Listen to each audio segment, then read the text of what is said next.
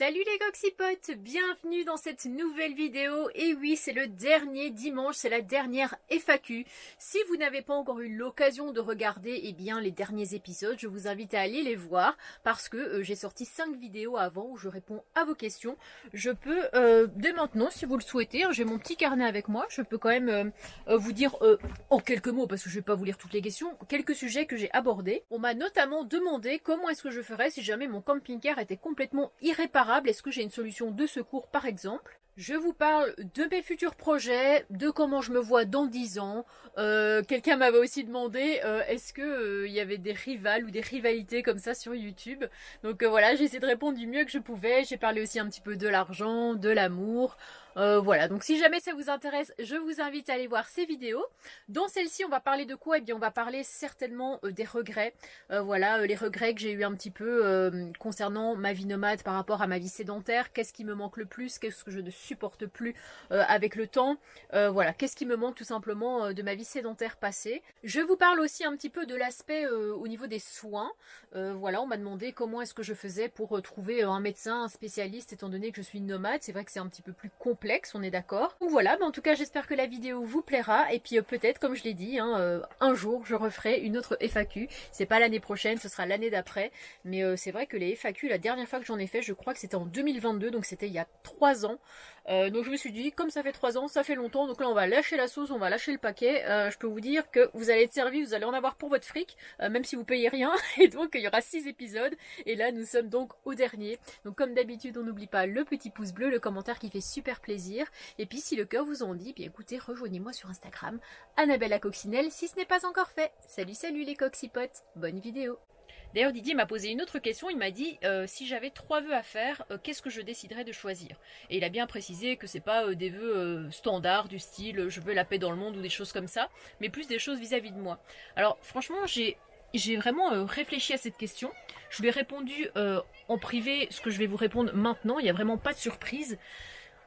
Et j'en ai d'ailleurs fait une conclusion après, c'est qu'en fait, les 3 vœux que j'ai faits, c'est des choses qui sont déjà présentes. En fait, je veux juste que ça perdure. Ça veut dire que numéro 1, c'était quoi? C'était de continuer à vivre en camping-car en étant nomade, tout simplement. Franchement, pour moi, c'est l'un des meilleurs choix que j'ai fait dans ma vie et je kiffe trop. Je ne pourrais pas faire autrement. C'est ancré en moi, ça fait partie de moi. Donc ça, déjà, numéro 1.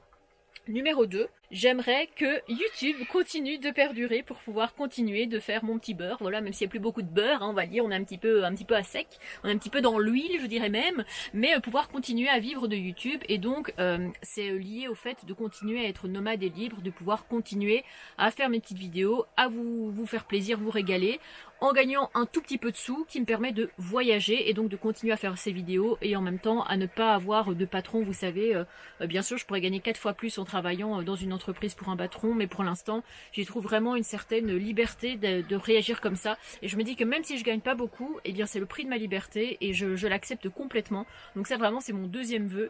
Et mon troisième vœu, c'est vraiment que ma famille, que mes proches, que mes amis, vraiment voilà, que Aaron soit en bonne santé, que ma famille soit en bonne santé, que mes amis soient en bonne santé, que Koda soit en bonne santé, et que je sois quand même en bonne santé, et que vous soyez en bonne santé. Attention, que tout le monde soit en bonne santé. Ça, c'est vraiment... en fait, vraiment, le recul que j'ai eu là-dessus, c'est de me dire, mais Annabelle, si tu réfléchis bien, tout ce que tu veux là, tu l'as déjà. Juste que tu veux que ça dure. Bah voilà. Je sais pas, dites-moi vous en commentaire, qu'est-ce que vous direz si on vous demande de faire 3 vœux? Je sais qu'il y a beaucoup de personnes qui vont être plus dans le matériel et je ne juge pas là-dessus parce que chacun fait comme il en a envie. Certains diront bah moi j'ai envie de toucher au loto parce que comme ça jackpot, t'as pas besoin de faire un vœu en demandant une voiture, en demandant une maison, en demandant je ne sais quoi. Non, tu pourras te lâcher puisque tu gagnes à l'euro-million. Faut-il encore préciser la somme parce que tu peux gagner au loto mais tu peux très bien gagner 5 euros donc ça sert à rien. Certains demanderont des voyages à l'autre bout du monde, enfin chacun voilà, certains pourraient dire j'aimerais trouver un boulot qui me plaît, dans lequel je suis heureux, d'autres j'aimerais je sais pas, ouvrir un ranch à Neverland, des choses comme ça, je sais pas, dites-moi en commentaire, mais franchement je suis pas difficile parce que je suis tellement satisfaite de ce que j'ai qu'encore une fois je me dis si je meurs demain j'aurai pas de regrets parce que je vis la vie que je veux sans regret, sans no regret toujours. Je n'ai pas, je vis ce que j'ai envie de vivre. Donc je suis heureuse, je suis épanouie et je changerai cette vie pour rien au monde. Et donc ça fait partie de la continuité, voilà, je veux juste que ça dure. Vous me demandiez si je comptais faire une formation, enfin inventer moi-même une formation pour vous aider à devenir nomade. Alors non, je ne compte pas faire ça. Mais sinon, je vous place une petite pub comme ça pour Cédric le Nomade, parce que je sais que lui, il a un bouquin qui s'appelle Le Devenir Nomade, et c'est vraiment hyper complet, où il parle de la sécurité, de l'aménagement du camping-car, il parle de choses très très intéressantes, donc si jamais, voilà, vous pouvez aller le trouver sur YouTube, sur Instagram, voilà, il a une petite page, et il a un guide qui est très très utile. Vous m'avez posé également la question de savoir si j'avais des regrets concernant ma vie sédentaire. Franchement, je vais vous dire, là maintenant, dans l'état actuel des choses, je suis en t-shirt, il fait bon. Donc forcément, c'est un petit peu la Dolce Vita. Mais vraiment, c'est au moment de l'hiver, au moment où il fait vraiment froid, où je suis en PLS et je me dis quand même, je me verrais quand même bien chez moi, dans un appartement, sous un plaid, avec un bon feu de bois, ou au moins un radiateur auquel se coller, sans se dire merde, ça va m'être coupé à tout moment parce que j'ai plus d'élec ou parce que machin, un peu illimité, avec des bonnes douches chaudes, agréables, parce qu'ici, même si je fais chauffer l'eau, si je me lave, ça va être en triple vitesse parce que j'ai plus assez d'eau, parce qu'il faut assez d'élec ou parce que j'ai... Bon bref, toute une histoire, alors que quand on est en maison, on est là, on profite pendant une demi-heure, on en a un peu rien à cirer. La facture sera grande, mais en attendant, ça reste illimité. On n'a pas toujours cette pression de se dire il faut faire vite vite, et donc on oublie un petit peu certains plaisirs quand même de la vie. Mais ça, c'est surtout, je dirais, en hiver d'une manière générale. On m'a demandé si c'était difficile de ne pas avoir autant de confort que ça en camping-car plutôt qu'en maison. Disons que déjà quand j'étais en appartement, je prenais pas des douches tous les jours, par souci d'économie, et puis je me disais, 2 douches par semaine, voire 3 c'est bon, et après je me lavais aux gants. Oui, parce que je me lavais quand même aux gants, hein, rassurez-vous. D'ailleurs, après avoir tourné cette vidéo, je vais d'ailleurs aller me laver, hein, parce que je rentre quand même de rando, mais j'ai une pulsion, je me suis dit, il faut absolument que je fasse cette FAQ avant d'oublier, parce que j'ai vraiment tout noté, et il n'y avait plus qu'à filmer, donc motivation, écoutez, action-réaction, je suis rentrée, c'est parti, on y va. Mais je dirais que j'ai quand même beaucoup plus de confort que quand j'étais dans Gérard, parce que forcément j'ai beaucoup plus d'espace.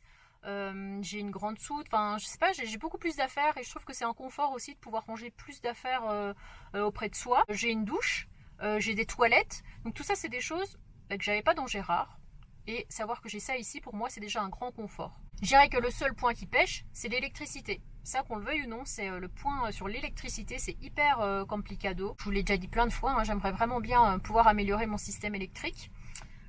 Donc ça, ce sera à voir dans les mois, je l'espère, qui suivent avant que la période vraiment glaciaire arrive. C'est là où vraiment je peux me sentir en précarité parce que, par exemple, l'hiver dernier, j'arrivais même plus à m'allumer, à allumer une lumière sans que la batterie parte en décharge profonde. Donc en fait, je m'éclairais avec mon téléphone et mon téléphone que je n'arrivais même plus à charger. On en était vraiment là. Donc je pense que cette année, ce que je vais faire, c'est que je vais aller beaucoup plus régulièrement sur des airs. Ça va me coûter plus cher, certes, mais au moins je serai plus en galère comme ça parce que ça je ne veux plus. Autant au début quand j'ai commencé à vivre dans le camping-car, c'était ok de vivre ce genre d'expérience, d'être dans le froid, de machin, j'avais des trucs à vivre. Autant maintenant, 7 ans plus tard, je me dis c'est bon, je les ai vécus, un peu de confort quand même, quoi. Le froid pour moi c'est important, et avoir froid et ne pas pouvoir s'éclairer ou charger un téléphone, c'est pas normal, c'est la base pour moi. Vous m'avez demandé comment c'est au niveau de mes problèmes de santé, hein, vous le savez, je vous ai parlé, je vais pas dire le nom parce que sinon je sens que je vais encore me faire, vous savez quoi, par YouTube, hein, ce qui est un petit peu dommage parce que ça fait partie de la vie tout simplement. Mais je vous avais confié que j'avais quelques soucis, voilà, au niveau de l'alimentation et que je me remplissais de nourriture au quotidien. Donc c'est vraiment très aléatoire, ça veut dire que par moment ça peut se calmer, par moment ça peut revenir. Je dirais que là, depuis une semaine, c'est un petit peu stable. Je pense que ce qui conduit à ce genre de comportement, c'est surtout quand je suis entre 2 road trips comme ça. Je sais pas, je ressens peut-être une frustration, j'en sais rien. Et c'est là où je craque beaucoup. Mais pour l'instant, ça va, ça se maintient. J'ai pas mal de fruits et de légumes. Voilà. J'essaie de manger assez correctement. Mais en tout cas, vraiment un grand merci de me poser la question, ça me touche vraiment. J'ai aussi eu la question, comment tu fais pour te soigner en étant nomade? Je sais plus si je vous en avais parlé, mais souvent je vais chez le médecin où j'ai l'habitude d'aller. C'est pas mon médecin traitant, mais une espèce de permanence où on peut prendre rendez-vous, on y va, il nous accepte tout ça. Donc ça, c'est ce que je fais la plupart du temps. Après, si je dois aller voir un autre spécialiste, comme récemment j'ai été voir un dermatologue, j'ai réussi à en trouver un pas très loin, parce que sur Doctolib c'est très compliqué. Mais sinon, c'est vrai que Doctolib m'aide quand même bien, que si je suis très loin et que je suis malade, je veux voir un médecin, je regarde qui est aux alentours, je prends rendez-vous et j'y vais. Et c'est pareil, j'ai dû aller au gynéco l'année dernière, j'ai trouvé le gynéco sur Doctolib. J'avais dû aller voir un ORL, pareil, j'étais sur Doctolib. C'est un petit peu la solution finalement du nomade, Doctolib, c'est pas mal. Maintenant c'est sûr que si j'avais une maladie qui était plus longue durée, enfin plus compliquée, je sais pas, quelque chose de beaucoup plus grave, où j'aurais besoin d'un suivi régulier, j'aurais besoin de traitements réguliers, bah c'est sûr que je serais obligée de rester dans ce coin-là un petit peu plus longtemps.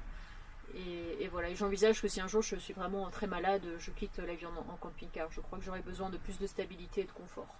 Voilà, c'est peut-être les seules choses qui feraient que je me sédentariserais. Et voilà, c'est ici que nous arrivons à la fin de ces foires aux questions. Donc franchement, j'en ai fait 6. Waouh, c'est pas mal, hein. J'aurais pas pensé qu'il y en aurait eu autant. Et finalement, j'ai essayé de répondre vraiment aux questions de tout le monde parce que j'avais quand même pas mal de questions. Et je me suis dit, si les gens se sont donné la peine de prendre de leur temps pour me poser des questions, d'écrire, etc., de réfléchir et de se creuser la tête, eh bien c'est quand même le minimum de ma part de répondre, voilà, à leurs questions, un maximum de questions. Après il y avait d'autres trucs un peu plus personnels auxquels j'avais pas du tout envie de me dévoiler là-dessus. Donc je vous dis à très vite dans une prochaine vidéo. Salut les coxipotes, portez-vous bien.